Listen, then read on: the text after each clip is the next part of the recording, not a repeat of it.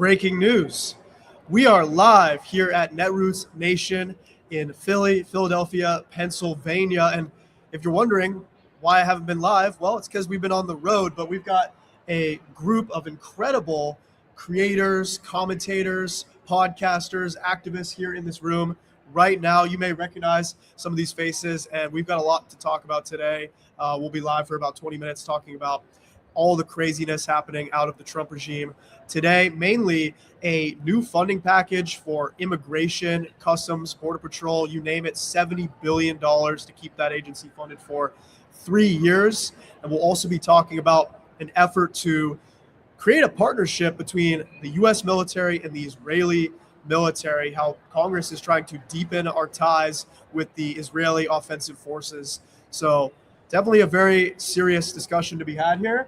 But we also know that in serious times, it's important to try to have hope and try to keep things positive. So without further ado, I'm going to pass it off to the Head in the Office podcast team, and they're going to tell us a little bit about this new immigration package. Yeah, instantly what kind of jumps out to me when it comes to this immigration package is that we got $70 billion over 3 years for ICE to do crazy things, ICE and CBP and immigration broadly, to continue on the path that they've been on since everything that's happened when the Trump administration got, arguably since the mass deportation now signs at the RNC last year. But that $70 billion breaks down to about $23 billion a year for ICE and CBP.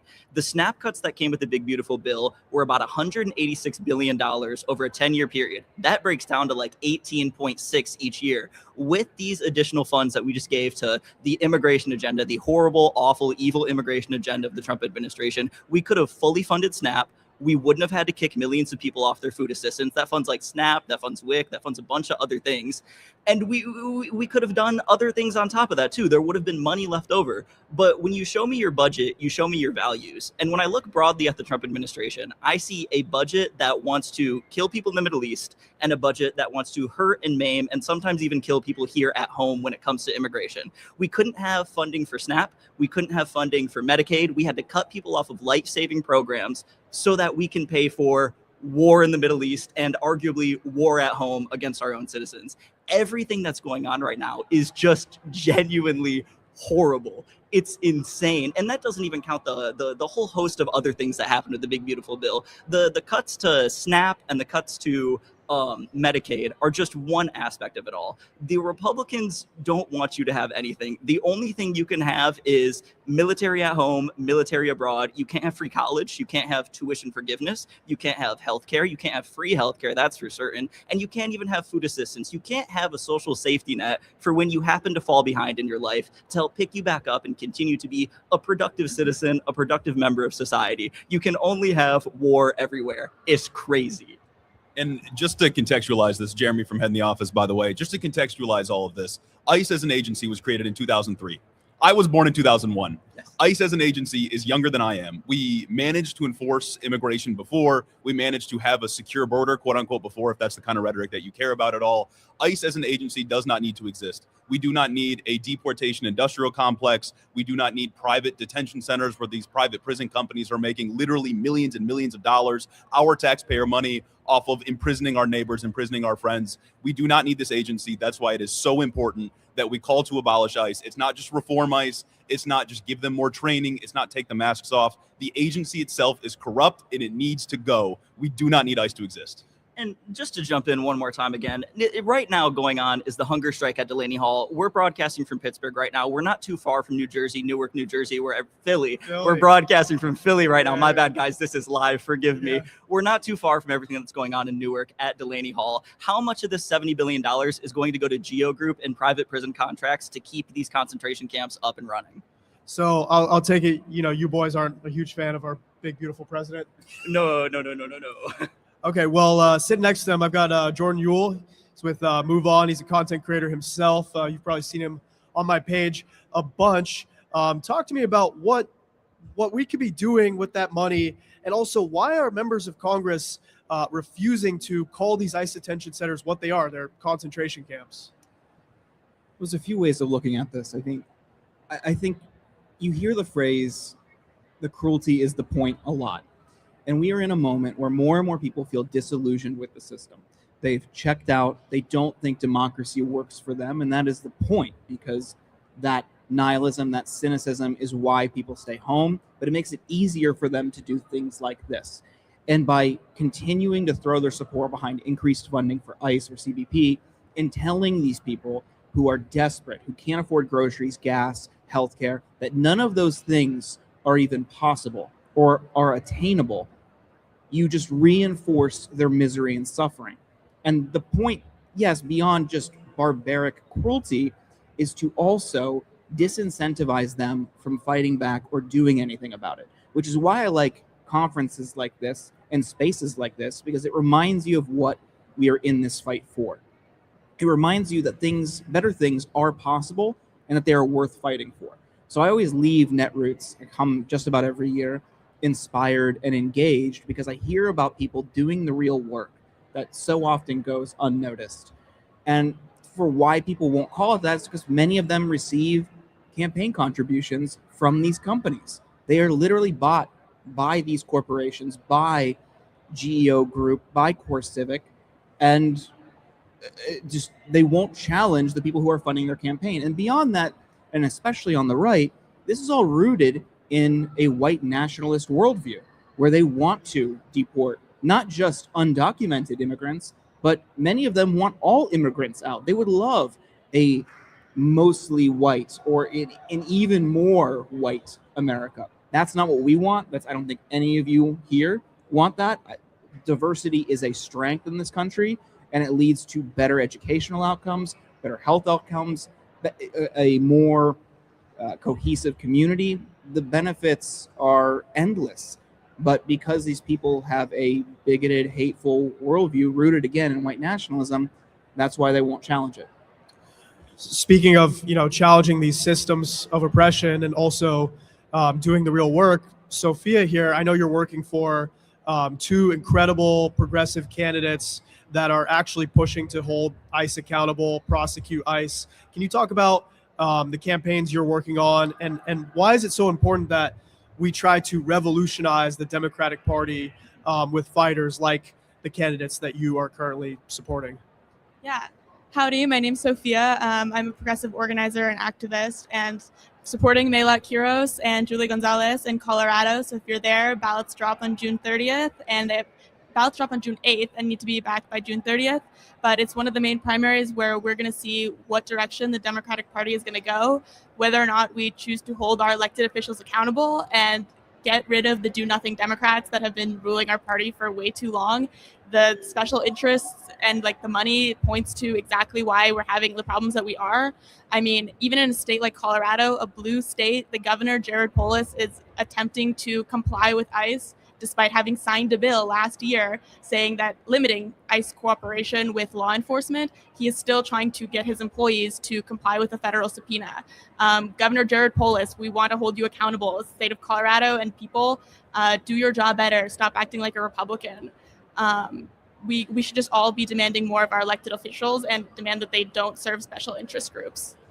And another thing about ICE, and this will kind of transition into our next talking point, ICE has trained with the IDF in Israel. We've seen reports of this over the years.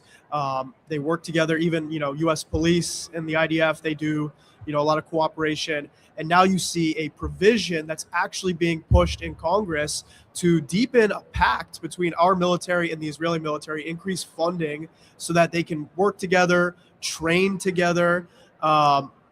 First of all, why don't we just go down this list and say, do you believe Israel has a right to exist? No, I'm just kidding. But Well, what am I, a candidate for New York City mayor? Going in order here of what we've established, let's start with the Head in the Office podcast. Why do you think Congress is trying to create this military partnership with Israel, and what can we do to push back against this? I mean, because they're completely out of touch with the people. I mean, public opinion has shifted pretty rapidly over the course of a couple of years against Israel. Vast majorities of Democrats do not want to maintain this military relationship. Even Republicans and independents are coming out against Israel. They do not like what the United States and Israel have been doing, not just in Gaza, but now in Lebanon, in Iran, and so on. And so Congress is entirely out of touch. They are paid and bankrolled by people oftentimes that mandate or in terms of getting funding mandate that they continue to vote for stuff like this. And the most insane part of this to me is not just the intelligence sharing, because I think that's the bulk of it, right? Like Israel's gotten like $200 billion over the course of our relationship with them for however many years. But the most insane part of this to me is that it mandates intelligence sharing. And I believe there's a provision in there that prevents the president from undoing that at any point, meaning they're anticipating in the future a president getting elected on the promise of unrolling that relationship with Israel, and they are trying to preemptively stop them. That is psychotic. It should not happen, and everybody should be against this.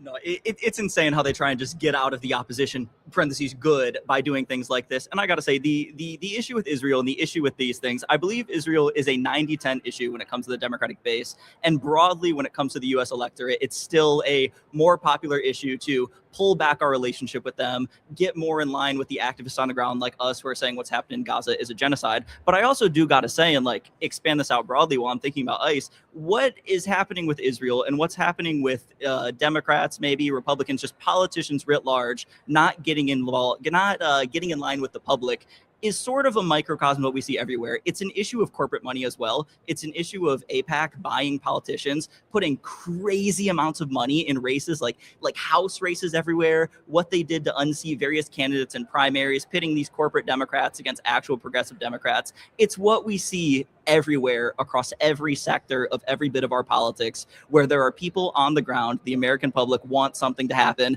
but our legislators just are unresponsive to it. One of the things that I like to talk about a good amount of time on our podcast, Head in the Office, is that I believe in the 2020 election, legalizing weed and $15 minimum wage in Florida were both ballot initiatives that were more popular than Donald Trump and Joe Biden in Florida, but yet we just don't see that from any politicians. So when we can't get things like that I think would arguably be pretty easy to happen, legalizing weed and $15 minimum wage. I mean, pretty much everybody wants those things. That's like a 70-30 issue. Why would we be able to get something with foreign policy that has so much money behind it? Why would our politicians listen to us? A lot of this comes to getting corporate money out of politics, getting PAC money out of our politics, and I don't know, maybe registering AIPAC as a foreign lobby and making them beholden to the rules that come with that. It is fundamentally ridiculous what we have going on, and it's ridiculous that our politicians allow themselves to be bought out and represent corporate interests, moneyed interests, rather than our interests, the people who put them in place.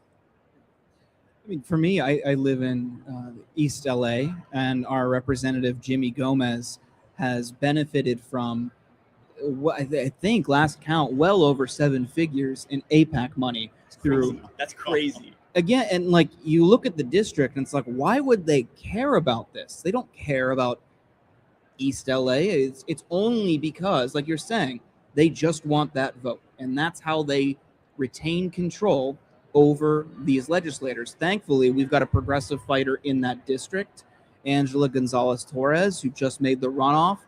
And if you want to throw your support behind somebody, that was the first Justice Democrats candidate of the cycle. She's great, and she has a chance going into the general, and that is a better representation for my district. As we see over and over again, the people who are not taking AIPAC money are going to prioritize their constituents before another country. Yeah, no, I completely agree. I think at the heart of this issue, it has to do with the fact that our democratic institutions are fundamentally being undermined. Like, Americans' trust in our federal government has never been lower, I think, just at an all-time low. And it's because we know that our politicians mostly answer to corporations, billionaires, or special interest groups instead of the people. And that's a fundamental violation of the social contract that we engage in as democracy. And it's time that we demand our politicians start answering to us. Well said. Well, we are going to wrap it up here because I just saw Congresswoman Summer Lee has arrived, and I'm actually about to interview her, which you will see on my YouTube channel as well as on Instagram, TikTok, Threads, you name it. Wherever you watch videos, you'll see some of this, and you'll see more of all of our videos. You guys want to quickly just plug where people can find you as well? Yeah, we are Gage and Jeremy from the Head in the Office podcast. You can find us on YouTube. You can find us anywhere you get your podcasts at: Apple Podcasts, Spotify Podcasts, Pocket Casts, and we're also on TikTok and Instagram at Head in the Office as well. And follow the Twitter too. We like that one. I'm Joshua the Republican on all platforms. He's trolling. My username is @YOSoph. at YSelf. Well, thanks everybody. Thanks for participating in this fun chat today, and we'll definitely do more of these as we continue.